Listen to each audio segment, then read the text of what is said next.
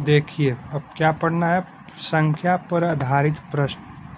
सवाल दिया है यदि x का 20% y के 40% के बराबर है तो x और y का अनुपात ज्ञात करें। x का मतलब गुना 20, अब प्रतिशत है तो प्रतिशत बराबर है किसके, y के 40% के, तो प्रतिशत से प्रतिशत कट जाएगा और 20 से 40 कट जाएगा कितना बार में, 2 बार में।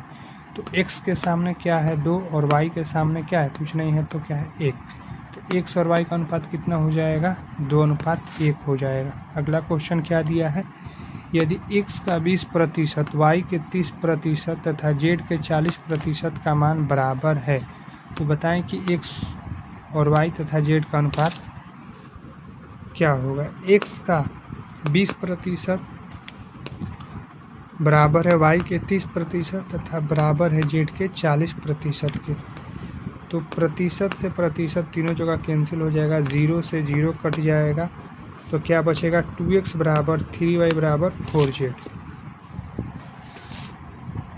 अब क्या आया, तो हमें निकालना है x y z, तो x को निकालना है तो x को हम क्या करेंगे, x को ढकेंगे तो क्या आएगा 3 चौका 12। फिर y को निकालना है तो y को ढकेंगे तो गुना करने के बाद क्या आएगा 2 चौका 8। फिर z को निकालना है तो z को ढकेंगे, फिर 2 में 3 से गुना करेंगे तो कितना आएगा 6। अब इसे कटाएंगे 2 से 12 कटेगा 6 बार में, 8 कटेगा 4 बार में और 6 कटेगा कितना बार में, 3 बार। अगला सवाल क्या दिया है कि 3 संख्या में पहली एवं दूसरी संख्या किसी तीसरी संख्या से 20%, 30% ज़्यादा है तो बताइए कि दूसरी संख्या पहली संख्या से कितनी प्रतिशत ज़्यादा है।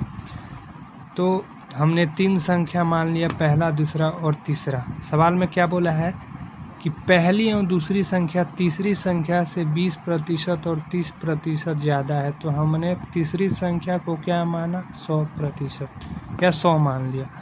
तो उससे पहली संख्या 20% ज़्यादा है तो 100 का 20% कितना होगा 20, और उससे 20% ज़्यादा है तो कितना 120।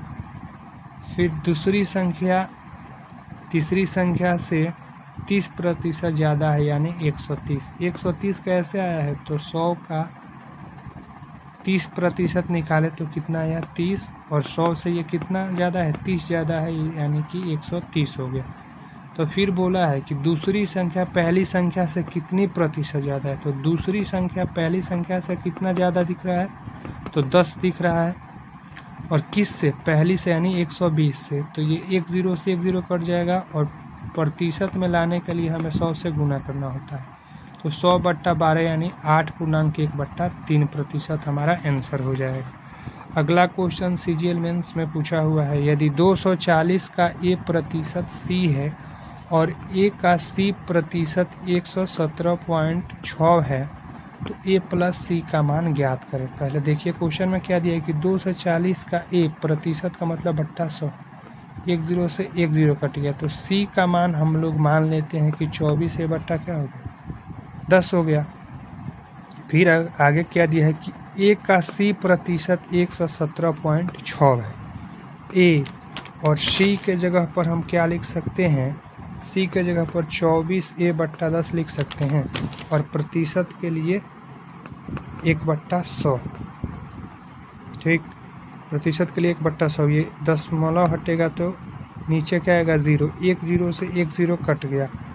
अब A में A से गुना करेंगे तो A² 24 है तो 24, और इधर कितना है 1176 और बट्टा में 100, बट्टा में क्या है 100 है। तो A² बराबर इसे 24 से कटाएंगे 1176 को तो 49 बार में कटेगा और 100 ऊपर जाकर गुना हो जाएगा, यानी A का मान कितना आएगा 70, स्क्वायर हटेगा तो रूट, तो A का मान आएगा 70। जब A का मान 70 आ गया तो हम लोग A का मान किस में पुट करेंगे, यहाँ पर पुट कर देते हैं। तो C बराबर 240 गुने 70/100 करने के बाद कितना आएगा 168। इसीलिए A+C का मान यानी 168 + 70 जोड़ने के बाद कितना आ जाएगा 238। ऑप्शन नंबर A हमारा आंसर। 3% उस संख्या में से घटाया जाता है तो हमें 640 मिलता है। मूल संख्या का 131.1/4% ज्ञात करें। 58.1/3% को क्या लिख सकते हैं? 50% प्लस 8.1/3%।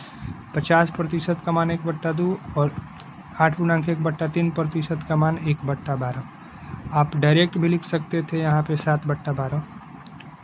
ठीक, तो 1/2 और 1/12 को जोड़ करने के बाद कितना आएगा? 14/24। 14/24 को घटा देंगे, 2 से कट जाएगा 7 बार में और 2 से कट जाएगा 12 बार में। तो इतना घटाया जा रहा है किस में से? तो वो संख्या में से। तो संख्या में से घटाने का मतलब क्या? 1 में से 7/12 को घटाएंगे। क्यों? क्योंकि प्रतिशत में किसी भी संख्या को हम लोग 100% मानते हैं और भिन्न में कितना मानते हैं? 1 मानते हैं। तो 1 में से 7/12 को घटाइएगा तो कितना आ जाएगा? 5/12। क्वेश्चन बोला है कि यदि किसी संख्या का 58.1/3% उस संख्या में से घटाया जाता है तो हमें कितना मिलता है? 640 मिलता है। तो घटाने के बाद हमें क्या मिला है? 5/12 और क्वेश्चन में क्या दिया है? 640। तो 5 से ये कटेगा 640 128 बार में, तो 1 का मान क्या आ जाएगा? 128 गुने 12। ठीक, और 1 से 31.1/4% को हम लोग क्या लिख सकते हैं? 100% प्लस 31.1/4%। 100% का मान होता है 1 और 31.1/4% को क्या लिखेंगे? 5/16। कैसे? तो 6.1/4% का मान क्या होता है? 1/16 होता है। तो उससे कितना गुना पे है ये? 5 गुना पे। ठीक, तो 5/16 हो जाएगा। अब ये 6.1/4% कहाँ से आया है? तो आप जाकर शॉर्ट वीडियोज देखिए परसेंटेज का टेबल वाला, उससे समझ में आ जाएगा। 5/16 आ जाएगा। तो 1 प्लस 5/16 को जोड़ेंगे तो कितना आएगा? 21/16। तो 128 गुने 12 गुने 21/16 करेंगे तो कितना आ जाएगा हमारा? 220/16 आंसर। अगला क्वेश्चन क्या है? यदि किसी संख्या का 85% 75 में जोड़ा जाता है तो परिणाम स्वयं वही संख्या है, तो संख्या ज्ञात करें। इसको बनाने का 2 तरीका। ये एक तो बेसिक तरीका है, पहले बेसिक समझिए, उसके बाद फिर शॉर्ट ट्रिक से समझिएगा।